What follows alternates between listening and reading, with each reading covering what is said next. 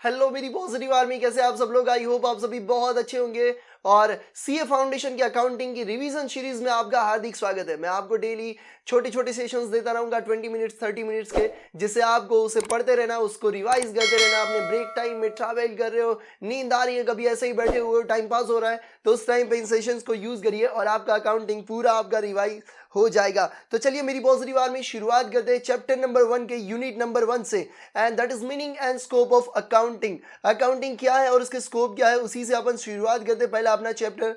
तो सीधा हम आ जाते हैं। देखो अपन देख लेते हैं प्रोसीजर ऑफ अकाउंटिंग। अकाउंटिंग की प्रोसीजर क्या होगी, दो तरीके से होती है। एक तो जनरेटिंग ऑफ इंफॉर्मेशन और दूसरा होता है यूजिंग ऑफ इंफॉर्मेशन। दोनों को हम देखेंगे, फिर हम देखेंगे अकाउंटिंग साइकिल क्या होती है। इसके साथ साथ उसके यूजर कौन से, इंटरनल और एक्सटर्नल, कौन से यूजर है, सारी चीजें। ये थोड़ा स्पीड में जाएंगे क्योंकि ये बेसिक वाली चीज है और आपको ये भैया पता है। सबसे पहले हम देख लेते हैं कि मीनिंग ऑफ अकाउंटिंग क्या होता है। मीनिंग ऑफ अकाउंटिंग क्या होता है, accounting is an art of recording, classifying and summarising in significant manner and in terms of money transaction और event which are of financial characteristics को, ये जो भी भैया अपने ट्रांजैक्शन इवेंट होते हैं उसे हम क्या कहते हैं, रिकॉर्ड करते हैं, क्लासिफाई करते हैं और समराइज करते हैं। चलिए आ जाइए मेरी पॉजिटिव आर्मी, आगे बढ़ते हैं। और मीनिंग तो बहुत ही सिंपल, अब देख लेते हैं कि यहाँ पे देखो प्रोसीजर ऑफ अकाउंटिंग दो तरीके से डिवाइड हो जाती है। प्रोसीजर ऑफ अकाउंटिंग एक क्या होती है, एक होती है कि भैया जनरेटिंग ऑफ इन्फॉर्मेशन और दूसरा होता है यूजिंग ऑफ इन्फॉर्मेशन। एक क्या होता है जनरेटिंग ऑफ इन्फॉर्मेशन और दूसरा होता है यूजिंग ऑफ इन्फॉर्मेशन।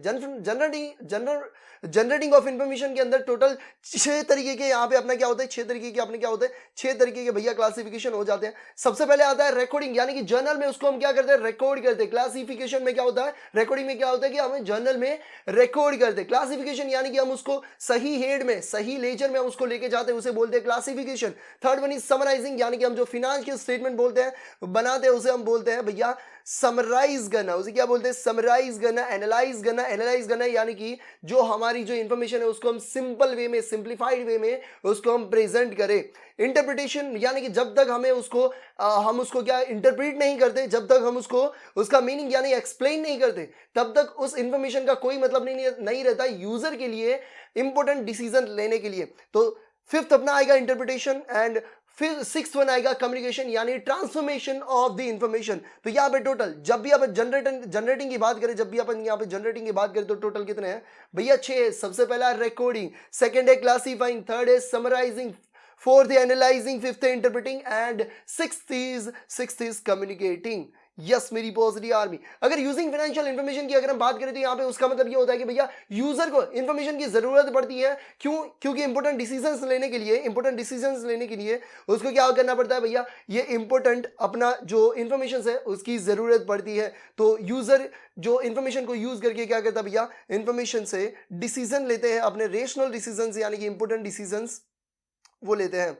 चलिए अब आगे बढ़ते हैं। अब यहां पे अगर हम बात करें कि ऑब्जेक्टिव क्या है, देखो ऑब्जेक्टिव क्या है, टोटल 5 ऑब्जेक्टिव है। ऑब्जेक्टिव कितने, टोटल 5 ऑब्जेक्टिव है। पहले तो सिंपल से आपने को ये पता चलता है कि फाइनेंशियल स्टेटमेंट हम क्यों बनाते हैं, क्योंकि भैया हम ना उससे अपने को कुछ इंफॉर्मेशन मिले, यूजर को, स्टेक होल्डर्स को कुछ इंफॉर्मेशन मिले डिसीजन लेने के लिए। ओके, हम उसको सिस्टमेटिकली ना रिकॉर्ड करना चाहते हैं। रिकॉर्ड क्यों करना चाहते हो भैया, हमें उसमें से देखना है कि हमें प्रॉफिट हो रहा है कि लॉस हो रहा है, यानी कि हम जानना चाहते हैं कि उसका रिजल्ट क्या है। ओके, इतना तो बेसिक अपने को समझ में आता है कि ये 3 चीजें तो डेफिनेटली अपने को ऐसे ही याद आ जाती है। ओके, तो चलो देखते हैं। सबसे पहले ऑब्जेक्टिव की बात करें तो जैसे हमने बात की, क्या हमने बात की वो है, यस सबसे पहले अगर हम देखें तो प्रोवाइडिंग इंफॉर्मेशन, ये रहा इंफॉर्मेशन, यानी कि इंफॉर्मेशन प्रोवाइड करता है to user for rational decision making, rational यानी कि इंपोर्टेंट डिसीजन मेकिंग के लिए। Okay, systematic recording of transaction, transaction को क्या करता है, सिस्टमेटिकली रिकॉर्ड करता है। Ascertainment of result of about transaction, यानी कि हमने जो ट्रांजैक्शन को सिस्टमेटिकली रिकॉर्ड किया उसका क्या करता है भैया, उसका रिजल्ट फाइंड करने के लिए। Okay, ascertainment of the financial position of the business, यानी हमारी पोजीशन क्या है बिजनेस में, पोजीशन क्या है। अकाउंटिंग को क्या बोलते हैं पता है, बिजनेस का लैंग्वेज बोलते हैं। क्यों बोलते हैं, क्योंकि अपने को अकाउंटिंग से पता चलती है कि हमारी पोजीशन क्या है, हमारी फाइनेंशियल पोजीशन क्या है। एंड द सॉल्वेंसी पोजीशन यानी कि हम शॉर्ट टर्म वाली तो हम लिक्विड जो अपनी जो करंट लायबिलिटी होती है हम उसको तो मीट कर सकते हैं, बट क्या हम लॉन्ग टर्म लायबिलिटी को भी हम क्या भी उसको भी हम कंप्लीट कर सकते हैं कि नहीं कर सकते भैया, उसको हम देखने जाते हैं। तो उसे कहते हैं सॉल्वेंसी पोजीशन। यहाँ पे आप देख सकते हो लॉन्ग रन की जो भी लायबिलिटीज होती है हम उसे भी कैसे मीट कर सकते हैं। तो यहाँ पे ऑब्जेक्टिव में टोटल 5 चीजें, सबसे पहली रिकॉर्डिंग, फिर सिस्टमेटिक सिस्टमेटिकली रिकॉर्डिंग, फिर हम जो सिस्टमेटिकली रिकॉर्ड किया ट्रांजैक्शन का उसका रिजल्ट ढूंढना। ओके, रिजल्ट ढूंढना यानी कि हम देखेंगे अपना पोजीशन क्या है, financial position of the business. फिर हम देखेंगे इंफॉर्मेशन यूजर को देने के लिए, क्या देने के लिए, प्रोवाइडिंग इंफॉर्मेशन को प्रोवाइड करने के लिए, एंड सॉल्वेंसी पोजीशन जानने के लिए। तो ये कुछ ऑब्जेक्टिव्स थे।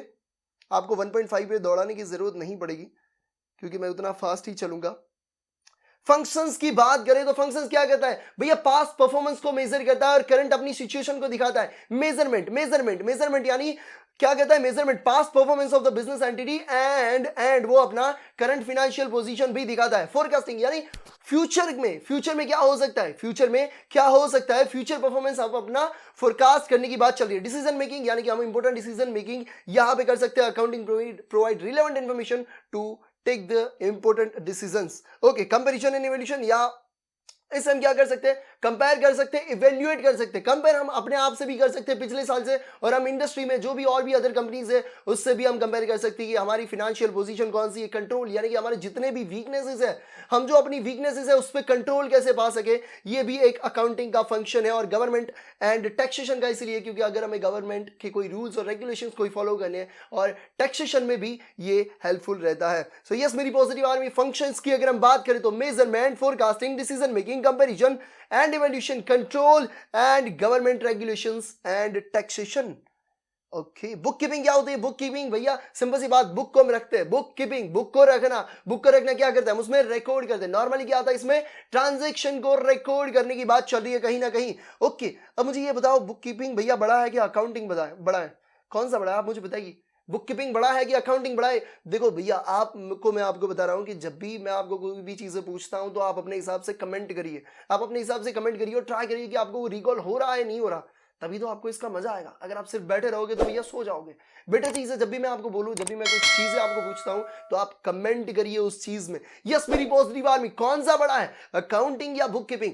डेफिनेटली अकाउंटिंग भैया। बुक कीपिंग क्या है, एक फाउंडेशन है, एक बेस है। बुक कीपिंग का आउटपुट तो भैया इनपुट होता है किसका, अकाउंटिंग का। और बुक कीपिंग तो सिर्फ रिकॉर्डिंग है, और अकाउंटिंग क्या है, बिजनेस की लैंग्वेज है। पर बुक कीपिंग का ऑब्जेक्टिव क्या है, क्यों हम बुक कीपिंग करते हैं? बुक कीपिंग के मेनली दो ऑब्जेक्टिव है मेरी पॉजिटिव आर्मी, जो आपके स्क्रीन के ऊपर ये रहे, कंप्लीट रिकॉर्डिंग। एक तो भैया रिकॉर्डिंग, जो नाम से ही बुक कीपिंग, बुक को रखना, रिकॉर्डिंग का एक ट्रांजैक्शन और ascertainment of financial effect on the business पे हमारा फाइनेंशियल इफेक्ट क्या होता है बिजनेस पे, वो अपने को जानने के लिए। ओके, बुक कीपिंग और अकाउंटिंग का अभी डिफरेंस मैंने ऐसे ही बताया, अब इसको हम जान लेते हैं। बुक कीपिंग कौन बनाता है, सीनियर या जूनियर? बुक कीपिंग कौन बनाता है, जल्दी से कमेंट करिए। बुक कीपिंग कौन बनाता है भैया? बुक कीपिंग बनाते हैं जूनियर, और अकाउंटिंग बनाते हैं सीनियर, या स्किल जिनके पास होती है वो बनाते हैं। ओके, चलो बुक से देख लेते हैं थोड़ा सा differences. It is a process concern with recording, ये रिकॉर्डिंग के साथ कंसर्न करता है, और ये करता है भैया समराइज करने के लिए कंसर्न करता है।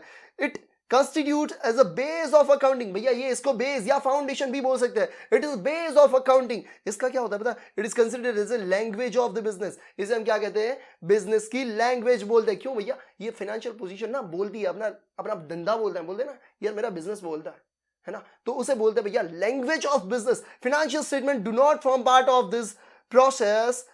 ये फाइनेंशियल स्टेटमेंट इसका पार्ट नहीं है, इस प्रोसेस का। Financial statement are prepared in process on the basis of bookkeeping के हिसाब से तो भैया हम फाइनेंशियल स्टेटमेंट बनाते हैं। Managerial decision can not be taken, भैया सिर्फ रिकॉर्डिंग के ऊपर से क्या हम डिसीजन लेंगे? मैनेजमेंट इतना पागल भी नहीं है कि वो सिर्फ रिकॉर्डिंग के ऊपर से डिसीजन ले लेगा। वो डिसीजन किस पे लेगा भैया? अकाउंटिंग होने के बाद जो फाइनेंशियल स्टेटमेंट बनेंगे उसके ऊपर से। There is no subfield of bookkeeping, इसके कोई सबफील्ड नहीं है। सेवरल सबफील्ड इसके अपने फाइनेंशियल अकाउंटिंग के मिल जाते, या अकाउंटिंग के मिल जाते, financial account, management account, cost account, काफी सारे अकाउंट्स अपने को यहां पे अकाउंटिंग मिल जाते हैं जो हम अभी देखने वाले हैं। Financial position of the business can not be ascertain, भैया फाइनेंशियल स्टेटमेंट ही नहीं बनेगा, सिर्फ रिकॉर्डिंग से थोड़ी ना हम जान सकेंगे कि हमारी पोजीशन क्या है। तो financial position of the business यहां पे हम एसर्टेन कर सकेंगे। तो सिंपल सी चीज है भैया, बुक कीपिंग एक रिकॉर्डिंग वाला चीज है जो सिर्फ उसमें रिकॉर्ड करता है, और जो अपना अकाउंटिंग वाला चीज है वो उसे समराइज करता है, वो लैंग्वेज ऑफ द बिजनेस है।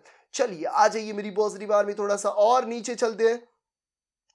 सब फील्ड की बात करें, जैसे आपने बात की थी अभी, financial, accounting, management, accounting, cost accounting, social responsibility and human resource accounting. देखो फिनेंशियल की अगर हम बात करें, पहले तीन चीजों की बात करते हैं, financial, cost and management. Financial की अगर मेरी पॉजिटिव आर्मी हम बात करें तो फिनेंशियल में अपने को पता चलता है कि कितना प्रॉफिट हो रहा है, कितना लॉस हो रहा है और अपनी पोजीशन क्या है। जबकि कॉस्ट में अपने को पता चल रहा है कि हम जो प्रोसेस कर रहे हैं, हम जो प्रोड्यूस कर रहे हैं, उसकी कॉस्ट कितनी लग रही है। और मैनेजमेंट क्या करता है, मैनेजमेंट करता है भैया इन दोनों चीजों का यूज करता है, फिनेंशियल का भी और कॉस्ट का भी, उन दोनों का यूज करके क्या करता है, इंपॉर्टेंट डिसीजंस लेता है कि भैया मुझे नई प्रोडक्ट लॉन्च करनी है कि नहीं करनी, एडवर्टाइजमेंट के मुझे कितने एक्सपेंसेस करने चाहिए, इंप्रूव करने के लिए मुझे कितने एक्सपेंसेस करने चाहिए या नहीं करने चाहिए, वो सारे मैनेजमेंट डिसीजन लेने के लिए इन दोनों चीज का यूज करता है। फिनेंशियल पोजीशन दिखाती है, कॉस्ट अपना दिखाती है कि कितना कॉस्ट इनकर हो रहा है, और मैनेजमेंट अकाउंटिंग यानी कि वो क्या करता है, इन दोनों चीज का यूज करके वो डिसीजंस लेता है। सोशल रिस्पॉन्सिबिलिटी एक्टिविटी यानी कि अकाउंटिंग, यानी कि हमने सोशल रिस्पॉन्सिबिलिटी के लिए हमने कितना एक्सपेंस किया और उससे कितना रेवेन्यू जनरेट हुआ, उस चीज को यहाँ पे हम जो नोट करते हैं। और human resource management, human resource accounting वो क्या करता है, वो आइडेंटिफाई करने का, क्वालिफाई और report investment made in human resource में हम जो इन्वेस्टमेंट करते हैं उसे क्या करता है, आइडेंटिफाई करता है, क्वान्टिफाई करता है। ओके मेरी पॉजिटिव आर्मी, आ जाइए। तो पता चला financial, management, cost, social responsibility and human resource accounting. अब यूजर कौन से देखो, मुझे मैं आपको बात में बताता हूं, पहले आप कमेंट करिए कि फिनेंशियल स्टेटमेंट के यूजर कौन से होते हैं।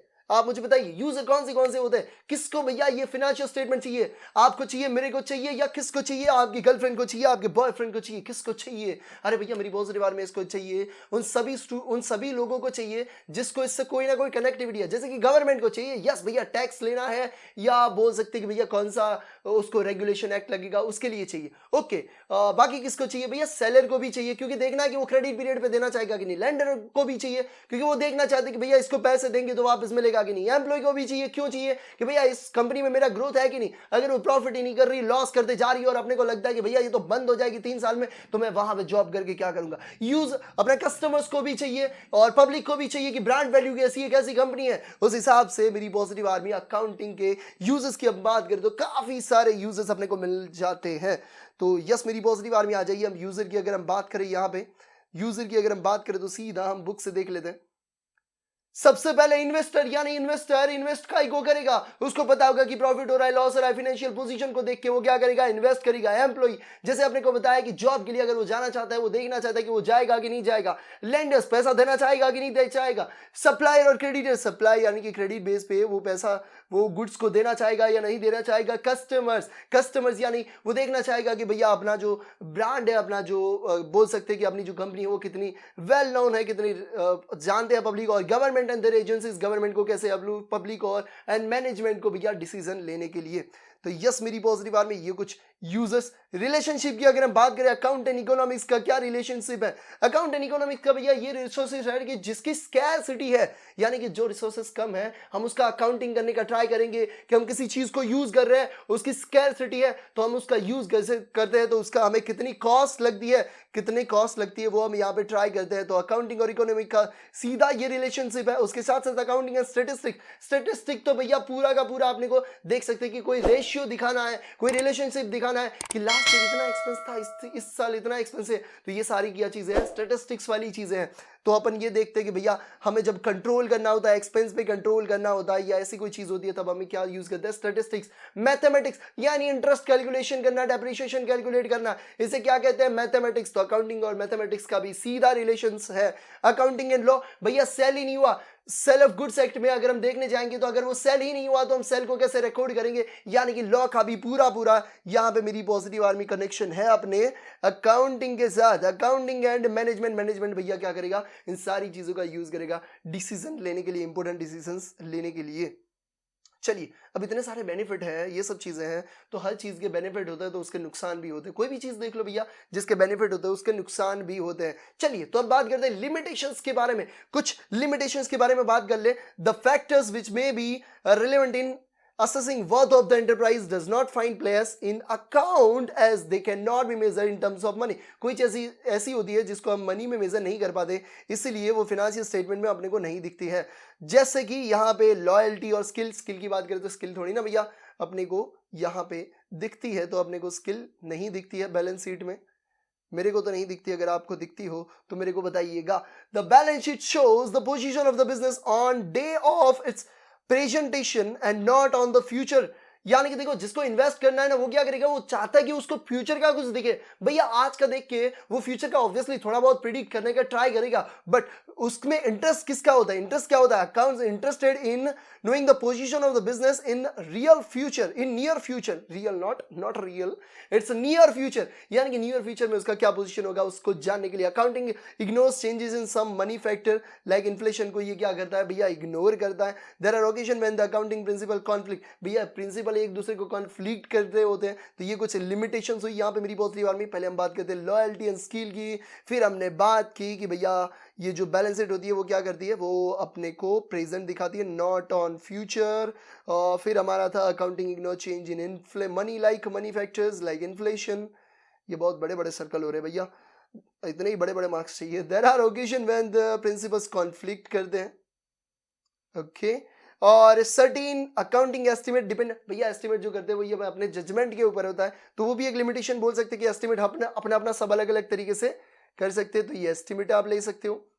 इसके साथ साथ financial statement consider those asset which can be express in money term, यानी कि जिसको मनी टर्म में एक्सप्रेस कर सकते हैं उसको ही हम लेते हैं। जैसे कि ह्यूमन रिसोर्स को हम नहीं लेते हैं, तो जिसको हम मनी टर्म में एक्सप्रेस कर पाते हैं उसी को हम यहाँ पे लेते हैं, तो ये भी एक लिमिटेशंस है। और डिफरेंट अकाउंटिंग पॉलिसीज और ट्रीटमेंट यहाँ पे दी गई होती है, तो हर पर्सन अपने हिसाब से उसमें से चूज करके उसको यूज करता है। तो ये कुछ लिमिटेशंस मेरी पॉजिटिव आर्मी आपके सामने ये रही। आप देख सकते हो कि स्किल और लॉयल्टी ऐसी चीज़ों को रिकॉर्ड नहीं करता, फ्यूचर वाली चीज़ें अपने को नहीं मिलती, इन्फ्लेशन जैसी चीज़ों को इग्नोर करता है, प्रिंसिपल एक दूसरे को कॉन्फ्लिक्ट कर रहे होते हैं, डिफरेंट डिफरेंट टाइप के प्रिंसिपल्स यहाँ पे दिए गए होते हैं, एस्टिमेशन जजमेंट के ऊपर डिपेंड करता है। तो यहाँ पे कुछ ये लिमिटेशंस थे। अब role of accountant in society, यानी कि अकाउंटेंट सोसाइटी में क्या क्या चीजें करेगा, सिंपल सी बात यार, क्या कौन सी सर्विसेज प्रोवाइड करेगा। सिंपली यहाँ पे सारी चीजें जो लिखी हुई है ना, वो ऐसी सर्विसेज है जो एक अकाउंटेंट क्या देगा, सोसाइटी को ये सर्विस देगा। कौन सी सर्विस देगा, maintenance of books of account, भैया बुक्स ऑफ अकाउंट को मेंटेन करेगा, स्टैट्यूटरी ऑडिट करेगा, इंटरनल ऑडिट करेगा, टैक्सेशन करेगा, मैनेजमेंट एंड अकाउंटेंसी नहीं अकाउंटेंसी सर्विसेज यहाँ पे देगा।